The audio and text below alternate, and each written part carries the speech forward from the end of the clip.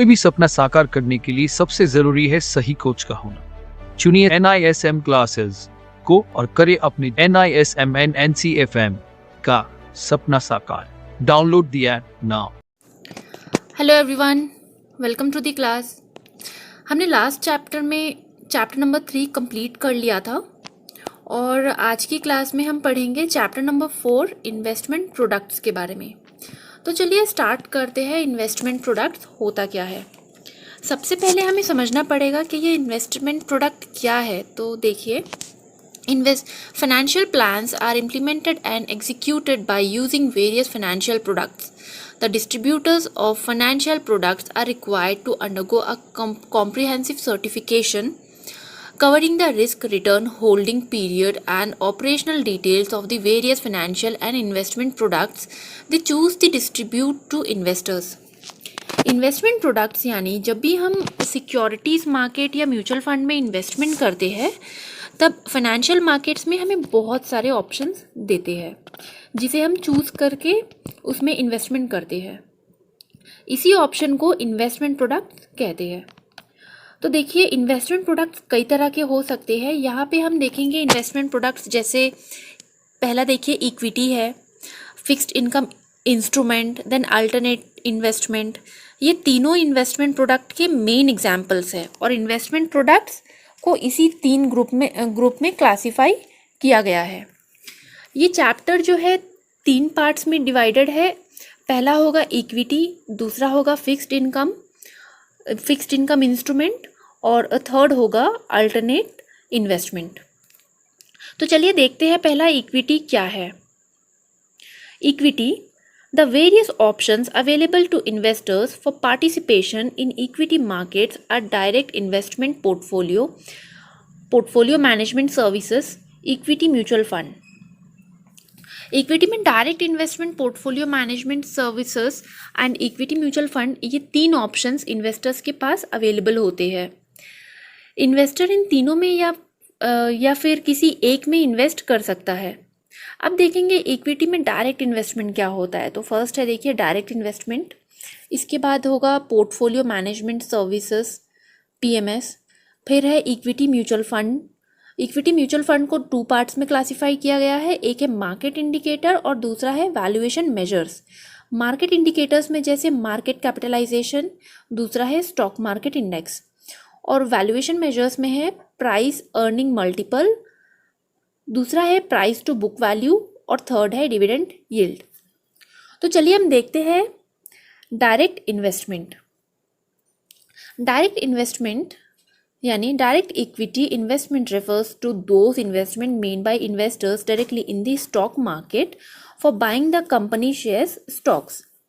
यानी जब भी कोई इन्वेस्टर्स इक्विटी मार्केट में डायरेक्ट इन्वेस्टमेंट करना चाहता है तो उसे एक डीमैट अकाउंट ओपन करना पड़ता है किसी भी ब्रोकर की हेल्प से। जैसे कि NSE एंड BSE में आप जब डायरेक्ट ट्रेड कर सकते हो, स्टॉक्स एंड शेयर्स की बाइंग एंड सेलिंग कर सकते हो। हम किस में स्टॉक्स की जो है डायरेक्ट ट्रेड करते हैं यहाँ पर NSE एंड BSE में, जैसे national stock exchange and Bombay stock exchange. Then direct investment में इन्वेस्टर्स को ट्रांजैक्शन चार्जेस एंड टैक्स देना पड़ता है। ओके, तो ये याद रखिएगा कि डायरेक्ट इन्वेस्टमेंट में जो है इन्वेस्टर्स को जो है ट्रांजैक्शन चार्जेस एंड टैक्स ये देना होता है। इसके बाद है दूसरा portfolio management services PMS। Portfolio management services PMS service offered by the portfolio manager is an investment portfolio in stocks, fixed income, debt, cash, structure product and other individual securities managed by a professional money manager that can potentially be tailored to meet specific investment objectives. यहाँ PMS यानी portfolio management services में भी direct stocks shares में ही investment होता है। यहाँ पर banks, mutual fund companies और ब्रोकिंग फर्म्स ये PMS ऑफर करता है।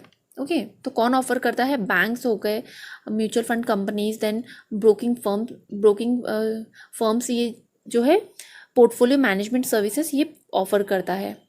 तो पोर्टफोलियो मैनेजमेंट सर्विसेज का फ़ायदा ये है कि जो पोर्टफोलियो मैनेजर होता है वो इन्वेस्टर का पोर्टफोलियो मैनेज करता है, यानी इन्वेस्टर को डायरेक्ट अपना पोर्टफोलियो मैनेज करने की ज़रूरत नहीं है। जो पोर्टफोलियो मैनेजर होता है वही जो है इन्वेस्टर का पोर्टफोलियो मैनेज करता है। बट यहाँ पर फाइनेंशियल डिसीजन मेकर कौन होगा? यहाँ पे जो फाइनेंशियल का जो फाइनल डिसीजन मेकर इन्वेस्टर ही होता है। इसमें भी transaction charges and tax apply होता है। तो ये था हमारा पोर्टफोलियो मैनेजमेंट सर्विसेज। अब देखेंगे हम इक्विटी। ये जो है इक्विटी का लास्ट टॉपिक है, equity mutual funds. And equity fund is a mutual fund scheme that invests predominantly in shares stocks of companies. EMF is subcategorized into market indicators, valuation measures. तो हम देखते हैं market indicators और valuation measures क्या है। Okay तो market indicators में जैसे मार्केट कैपिटलाइजेशन है और स्टॉक मार्केट इंडेक्स है। मार्केट कैपिटलाइजेशन यानी market capitalisation refers to how much a company is worth as determined by the stock market. And second is stock market index. A market index is a hypothetical portfolio of investment holdings that represent a segment of the financial market. Then B है valuation measures. Valuation measures में जैसे price earning multiple, price to book value and dividend yield. तो price earning multiple, the price earning multiples compares the earnings per share reportedly by a company to the market price of its common stock. Second is price to book value is the ratio of the market value of a company's shares over its book value of equity. And third is dividend yield is the financial ratio that measures the quantum of cash dividend paid out to shareholders relative to the market value per share. Equity mutual fund का objective growth है, यानी ये grow करता रहता है, इसीलिए investors यहाँ अपने फंड्स को इन्वेस्ट करते हैं। ये ग्रोइंग है इसीलिए यहाँ हाई रिस्क के चांसेस भी, यहाँ पे जो mutual fund equity mutual fund है ये जो है ग्रोइंग है, इसीलिए यहाँ पर जो है रिस्क के चांसेस भी हाई रहते हैं, साथ ही यहाँ पे हाई रिटर्न्स के भी चांसेस होते हैं। यह market indicators like market capitalisation यानी large cap, mid cap, small cap, stock market index, different investment styles होते हैं। इसी के बेसिस पे सारी स्कीम्स डिज़ाइन होती है। साथ ही यहाँ वैल्यूएशन मेजर्स भी करते हैं, जैसे price earning multiple, price to book value और डिविडेंड यील्ड। यहाँ भी रिस्क एंड रिटर्न होता है, डिपेंड ये करता है कि हम कौन सी स्कीम में इन्वेस्ट कर रहे हैं।